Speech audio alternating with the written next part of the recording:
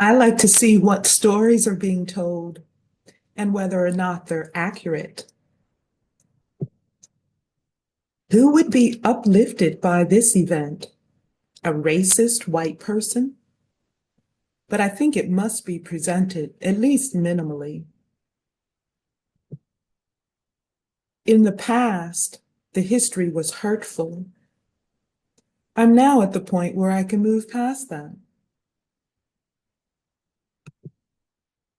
I want to see the names of the enslaved.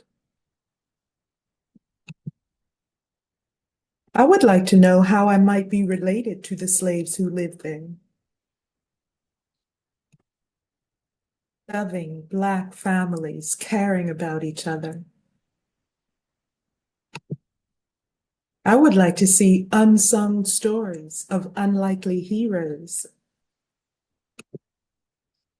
I want to thank them for all they contributed.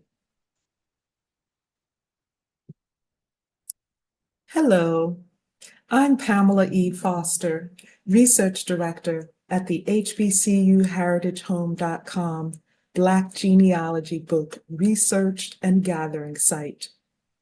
And you just heard some survey responses of African ancestor genealogy enthusiasts about what they want in plantation tourism stories. When African Americans most tour plantations, the prime attraction is a descendant family's genealogy book. Story evaluation is not so much about time or anything else as it is which stories are selected and how they are framed. So I'll share with you what it means to have a Black family heritage book on every coffee table in every classroom. In 2019, I conducted an in-person paper survey of 24 attendees of a lecture on plantation tourism to understand their preferences for ancestral stories in public spaces. I utilized Likert type and open-ended questions. The setting of the survey was the Afro-American Historical and Genealogical Society annual conference in Washington, D.C. Most of the respondents several days earlier had toured the Sotterley plantation in Hollywood, Maryland, as part of pre-conference activities. The key feature of that tour is that the exhibit was based in part on a genealogy of a Black family descended from the plantation.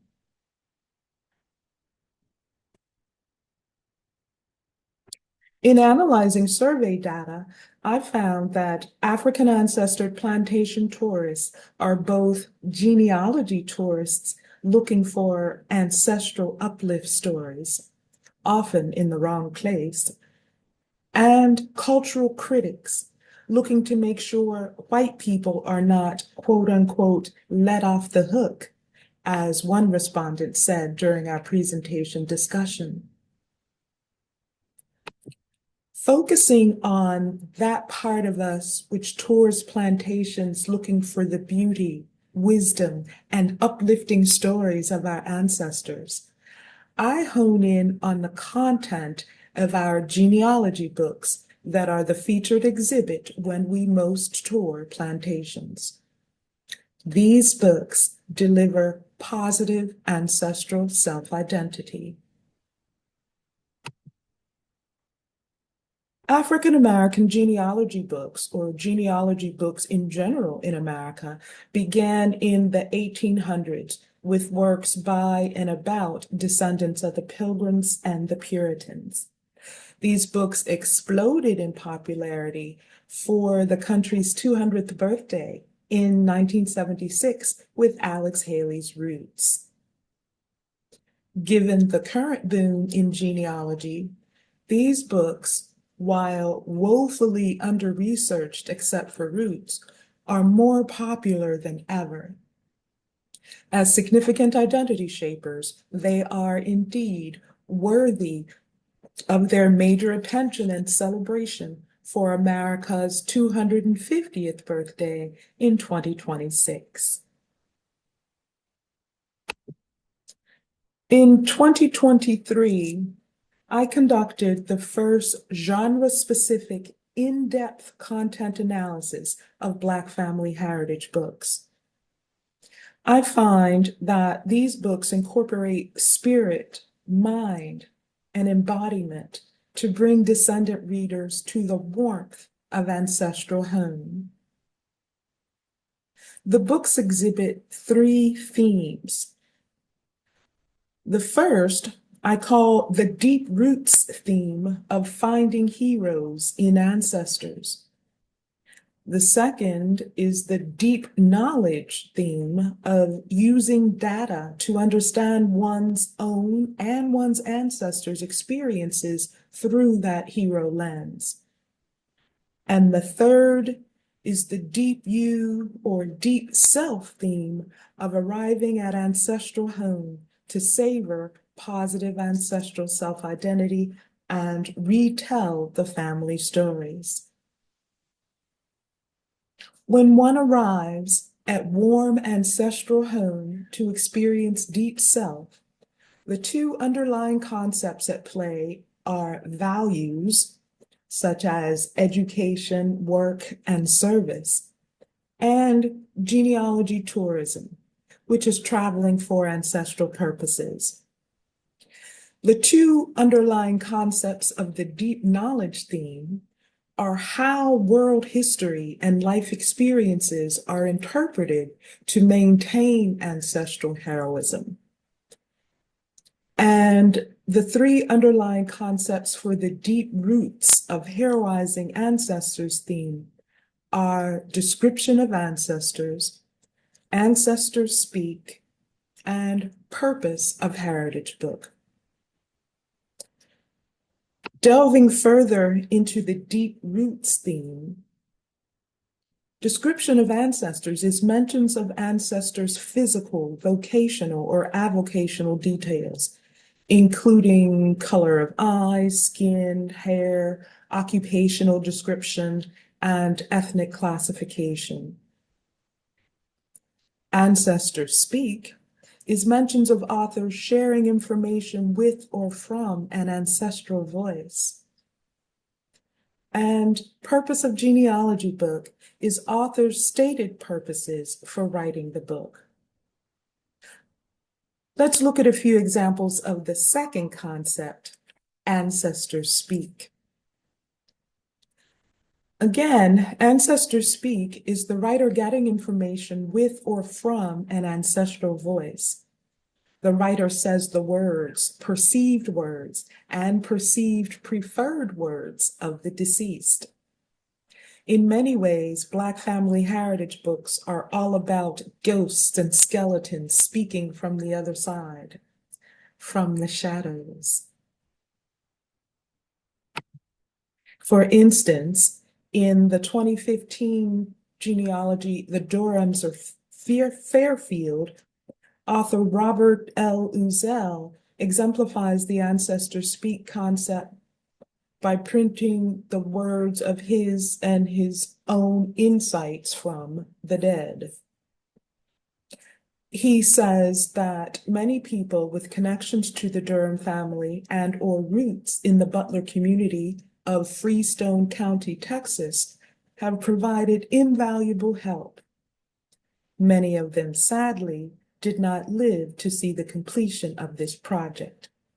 So this idea of hearing things directly from people while they're alive and then passing them along after they die is the basics of writing a genealogy book. Uzzell also exemplifies ancestor speak by sharing ancestral tombstones. He says, at the end of our lives, may we all, like Deborah's great-great-grandfather Rance Durham, merit the following epitaph.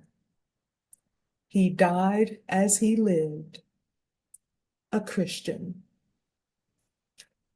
There's an example of the dead speaking through the grave, providing a life model for descendants. Another example of conveying ancestors speak before they die and authors bringing that voice to the fore is in the 2021 genealogy Shade of an American Tree. Author Michelle Haygood says, I'm fully realizing my fairy godmother, grandmother, is not going to be here but so much longer. Nor will 54th Street ever be anything like it was. There's so much history that's about to be wiped out, I'm thinking, with every green step I take. Both family history, if it's not recorded from grandma, and a rich, beautiful Southeast DC history may soon disappear for good. Some authors show ancestors speaking, spiritually speaking, over and above documents. In the 2007 genealogy, Live, Labor, Love, for instance, the authors say, oral history told us that our second great grandmother was Adeline Agnes Starr from Sharon. This we have not been able to establish. Although we do not know if there is a direct link between Adeline and the stars, we claim the stars as spiritual kindred. We lift up their story. This is an acknowledgement that writing a Black genealogy book is a choose your skeletons endeavor. Authors decide what to put, where, why, and how to frame it. In another example of ancestors speaking from the other side, in the 2007 genealogy Freeborn, author William Crawford Samuel Adams practically sees and hears ancestral ghosts. He says about visiting an ancestral homestead that, here I was on the same grounds where I believed the Beckett ancestors had lived over 300 years ago. In my mind's eye, I could almost see the men and women working those very same fields, tending the growing of tobacco. It was almost as though my Beckett ancestors were reaching out to me across 300 years.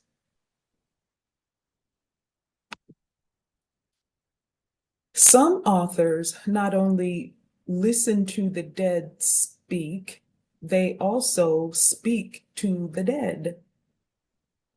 In the 1906 genealogical memoir, Shadows and Sunshine, one of the earliest African-American family heritage books, Eliza Suggs, for instance, speaks to her deceased father. She says, Father, we miss thee as much now as ever we did, yet would not recall thee. Rest, weary soldier, rest from thy labors. Thy works shall follow thee. Thy reward shall be sure. A part, at least, of your family is traveling the road our father trod. We have caught the spirit of your loved battle song and sing with you. In the 2015 genealogy, Kemp, Sparrow, and Greenwood families of Norfolk, Virginia, author Reverend C. Bernard Ruffin III tells the story of his family headed by patriarch Benjamin Franklin Kemp. He says the book portrays a mixed race or mulatto African-American family in such a way as to provide clues to others of similar background as to how their own roots can be unearthed, to discuss and acknowledge skeletons in the closet. And finally, I'll share an example from my own genealogy from 2004, showing how ancestors speak through the voice of the author.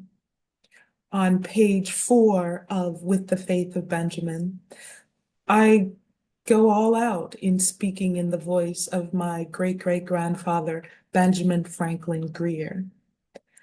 I say, oh, my children, what glee I feel to talk with you.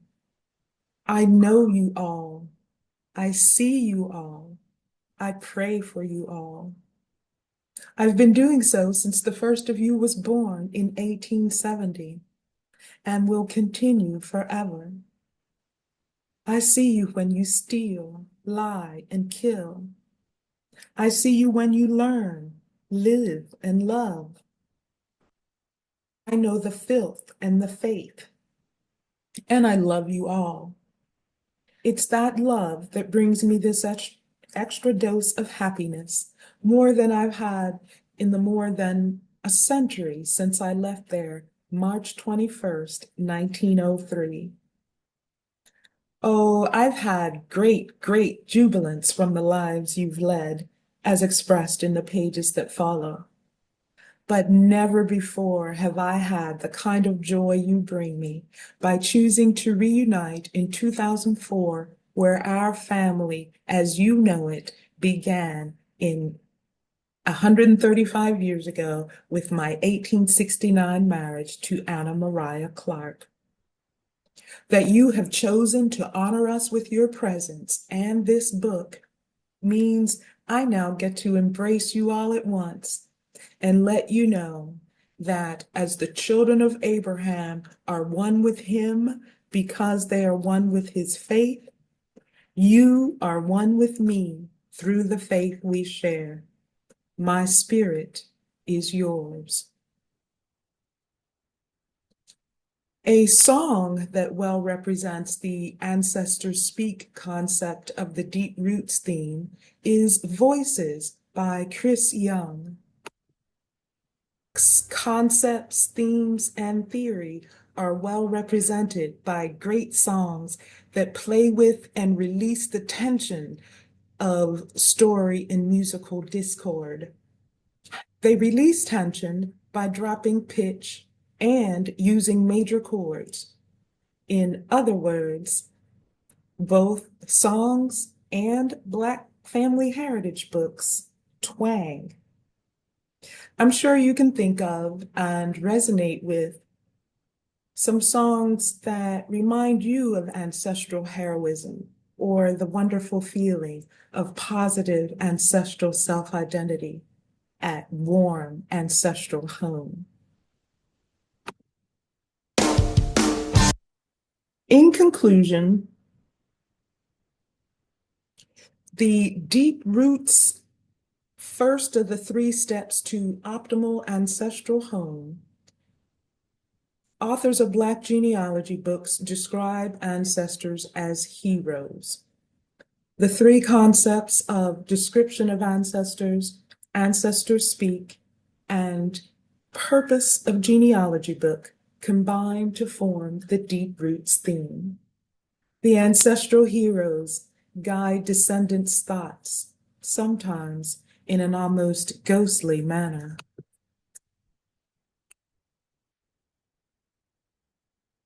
Interpretation of world events and the authors and ancestors' personal experiences through that hero lens constitutes the deep knowledge theme. And arrival at ancestral home for the ultimate in positive ancestral self-identity is revealed in the deep you or deep self theme, with its underlying concepts of values and genealogy tourism. Now you know a little something or something more of how Black genealogies work. Going forward, Black family heritage books are being archived, studied, taught, and celebrated more and more, especially surrounding the 2026 50th anniversary of Alex Haley's Roots. That is, hundreds of other Black genealogies are getting attention for the productive social welfare purpose they serve in uplifting positive ancestral self-identity.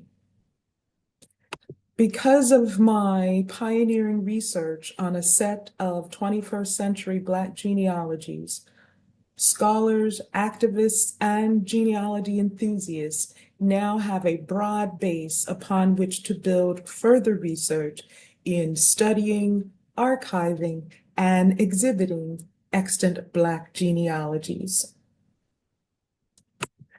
Published Black family heritage books bring to life stories of our ghosts, our shadows, and our skeletons, that we may find positive ancestral self-identity in every home, on every coffee table, and ultimately in every classroom.